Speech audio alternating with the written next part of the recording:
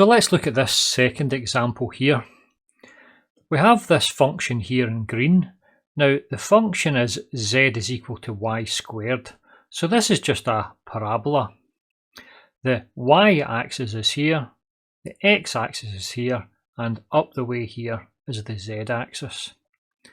Now what we're interested in is the volume of the paraboloid. So this whole function here, or this shape here, is a paraboloid. And we're looking for the volume of that paraboloid as a function of the height z.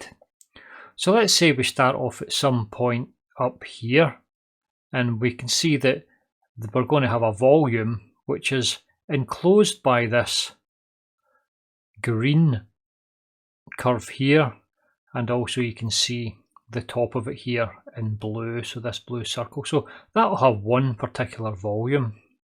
Well, what we're interested in is what happens whenever we make the shape a little bit bigger. That is, as we continue up this curve, the extra volume we're going to get as we increase in the z-axis.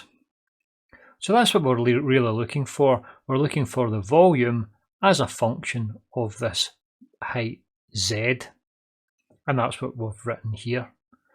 Now in the process of doing this, we'll actually break it into the increment as the differential, which will be this section here, and we've also got the differential written here, and the higher order terms. So in this example, we will actually have higher order terms. So we can see here that as we go up this green curve, the volume is going to increase. Now we know the volume is going to be greater than the blue volume that you can see here. So this is the blue cylinder. But we know it's going to be less than the orange cylinder. So it's somewhere between those two extremes. So take your time, have a look at the diagram and ensure that you understand that. So we can see that the increase in volume when you go up this distance delta z has to be greater than the blue volume, but it has to be less than the orange volume. So let's write down the mathematical equations that define these two volumes. So let's start off by looking at the internal cylinder. So that's the blue cylinder here. You can see that the radius of the cylinder here is the distance from this point here out to this point here. Now we know that the function here is z is equal to y squared. So we know that the radius in effect is the y distance. So we can find the y distance by transposing this equation so that we can say that y is equal to the root of z. So the distance from here to here is just going to be the root of z. Now if we were wanting to find the volume of this blue cylinder, then what we're going to do is find the area of this circle here and multiply it by the height delta z. Now the area of a circle is simply given by our pi r squared. So it's going to be pi times the radius squared. Now the radius in this instance is the root of z. So when we square the root of z, we're just going to get the value of z. So this area here of the bottom blue circle is simply be given by pi times z. And then if we multiply it by the height delta z, we'll get the total volume. So it means that the inside cylinder volume is going to be given by this equation here, which is pi times z, which is the area, times the delta z, which is the height. Now if we call the volume we're looking for delta V, then we know that this volume is going to be greater than this one here, which is the blue one, but it's got to be less than the orange one. Now, what is the volume of the orange one? Well, we go through the same process. We look at the area of this orange circle here, and we multiply it by the delta z, and it'll give us the volume of the orange cylinder. So the radius of the orange circle here is from this point here to the external point here. So that's going to be given by not the value z, because this is the height z here, but we're going to be going up z plus the delta z. So this height up here is z plus delta z. So it means that the y distance here is going to be the root of the z plus delta z. And again, if we were looking to find the area here, it's going to be pi r squared. So it's going to be the radius squared. So that's the root of z plus delta z squared, which will just give us our z plus delta z. So the area of this orange circle up here is going to be given by our pi times z plus delta z, and the volume is going to be given by our pi times z plus delta z all times the height here, delta z. So it means that the volume that we are interested in, or the change in the volume, lies somewhere between these two extremes. So now here's a nice little mathematical trick. From this line here, we can go to this line here. So the delta V will equal pi z plus theta delta z all times delta z. So this line here really just looks like this section here, but we've got an extra value of theta. Now theta can range from 0 to 1. So let's say, for example, theta was equal to 0.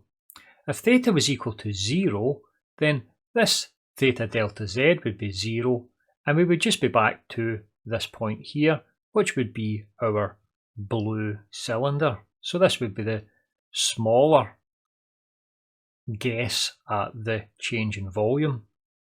But if theta was equal to a value of 1, then we would be at this point here, where we would have z plus delta z, and this would be the orange cylinder. So this would be the larger of our approximations to the change in volume. So it means that the actual volume is somewhere between theta being greater than 0 and less than 1. So that's why we're able to rewrite this inequality here in terms of an equality. If we add in this value of theta and we say theta is greater than 0 and less than 1.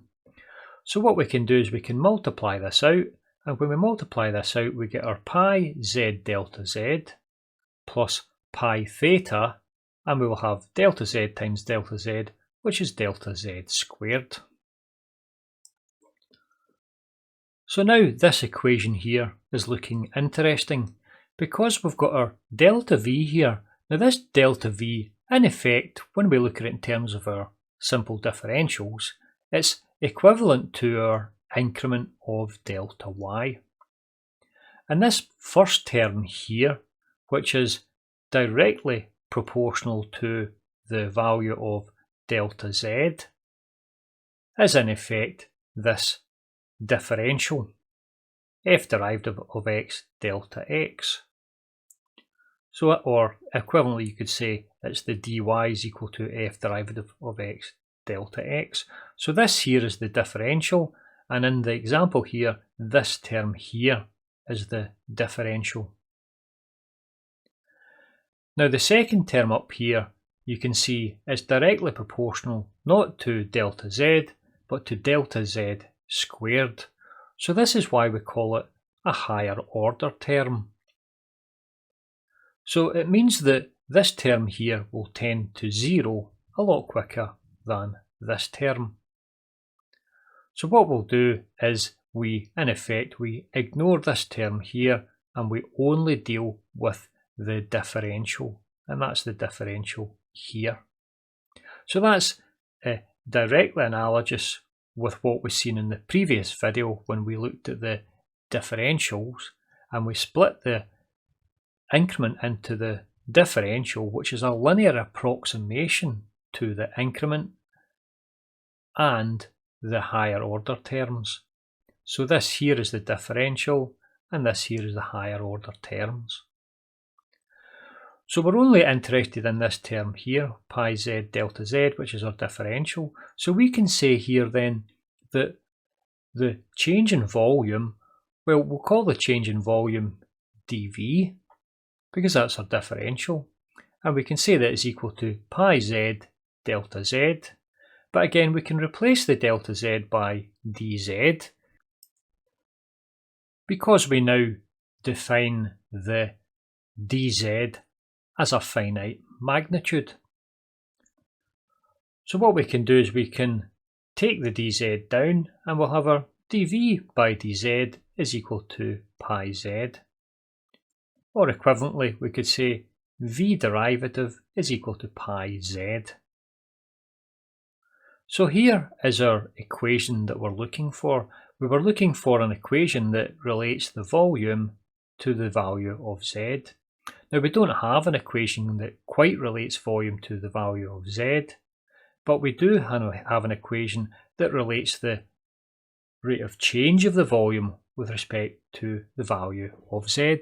So what we have here is a differential equation, and we have to solve this differential equation in order to get it as a simple function of v being the dependent variable and z being the independent variable. So let's go and we'll do this simple differential equation here.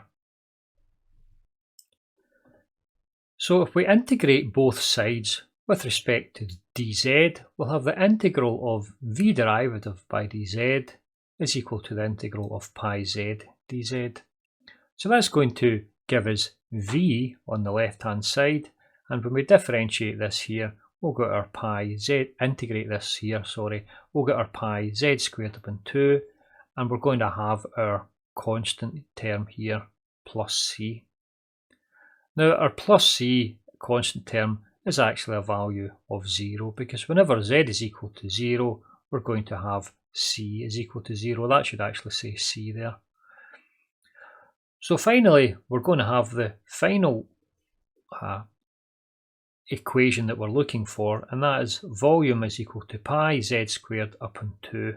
So this here is the final solution, and it relates the volume to the height.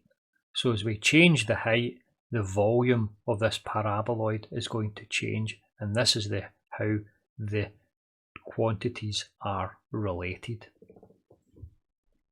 So that's all for this video. In the next video, we'll have a look at the epsilon delta notation. So thank you for listening. I'll get you in the next video. Goodbye.